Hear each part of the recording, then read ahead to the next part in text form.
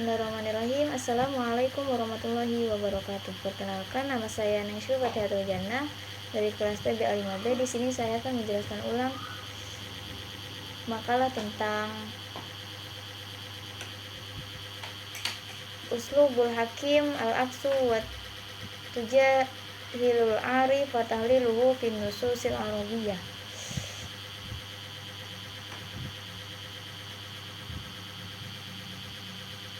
Pengertian uslubul hakim bermakna uslub atau gaya bahasa orang yang bijaksana. Kadang-kadang seorang berbicara denganmu atau menanyakan sesuatu kepada kita, lalu muncul dalam benak kita untuk berpaling dari pokok persoalan atau jawaban karena beberapa hal. Di antaranya kita menganggap bahwa orang yang bertanya itu tidak akan dapat memahami jawaban yang sebenarnya, dan kita anggap lebih baik kita mengajaknya memperhatikan sesuatu yang lebih bermanfaat.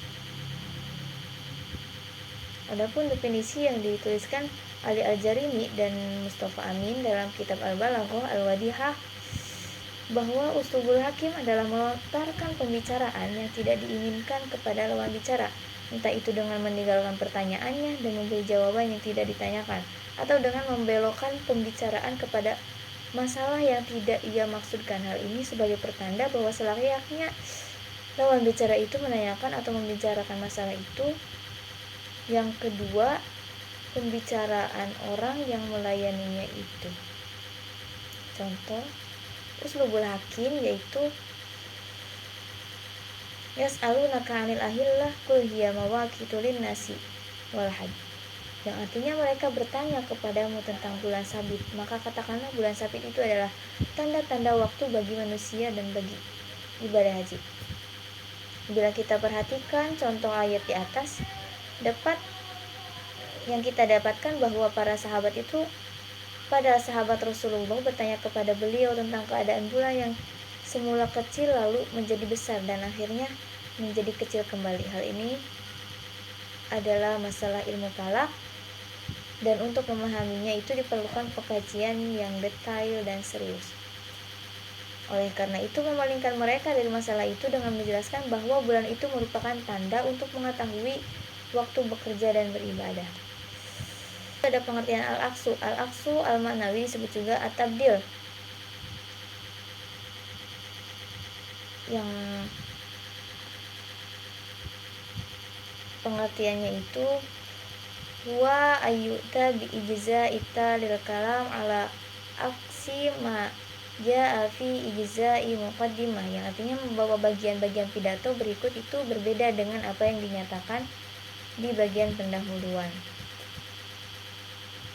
Contoh-contoh al-aqsu: kalamul amir, amirul kalam.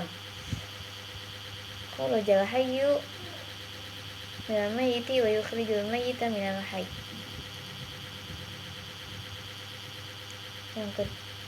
Selanjutnya itu ada pengertian tajahul arif.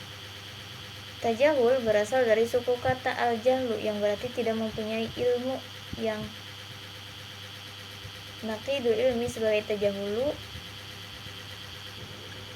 Sedangkan tajahul adalah izharu lahu wa laisa bihi, yang menampakkan ketidaktahuannya pada sesuatu padahal tidak seperti itu atau pura-pura tidak tahu. Banyak ulama balaghah yang memberikan definisi dan nama yang berbeda, namun mereka sepakat bahwa tajahul arif itu memang ada. Istilah tajahul al-arif itu pertama kali dikenalkan oleh Ibnu al-Mu'taj, namun tanpa adanya definisi yang beliau berikan, hanya berupa isyarat. Adapun Al-Askari menyebutkan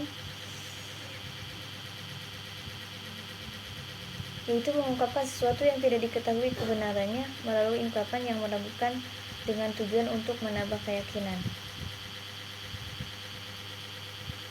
Tujuan penggunaan tajahul itu yang pertama at-tawbih atau mencela, yang kedua al-mubalaghah fil maddah, yang ketiga azam atau menghina, yang keempat at-tadulluhu fi hubbi, dan yang kelima at-tahqir, yang keenam at-ta'rif, yang ketujuh al-isbat atau menetapkan, yang kedelapan al-ikhbar atau menghabarkan, dan yang kesembilan al-istibta melemahkan, kesepuluh al-istibad menganggap mustahil, kesebelas al-irtisyad meminta petunjuk, ke-12 al-iftikhar menyombongkan diri, al-iktifa merasa cukup, dan al-inkar mengingkari. Selanjutnya ada at-takrir menegaskan atau at-taubih mencela. Ada at-tahkum atau istihza menghukumi atau mengolok-olok, an-nafyu meniadakan, at-ta'ajjub kagum.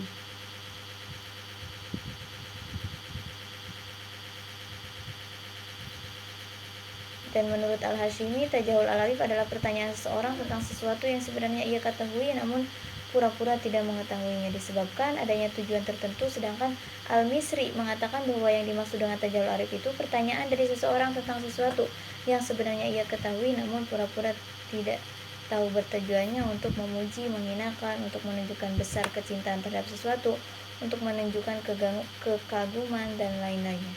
Mungkin cukup sekian. Billahi taufiq wal hidayah. Wassalamualaikum warahmatullahi wabarakatuh.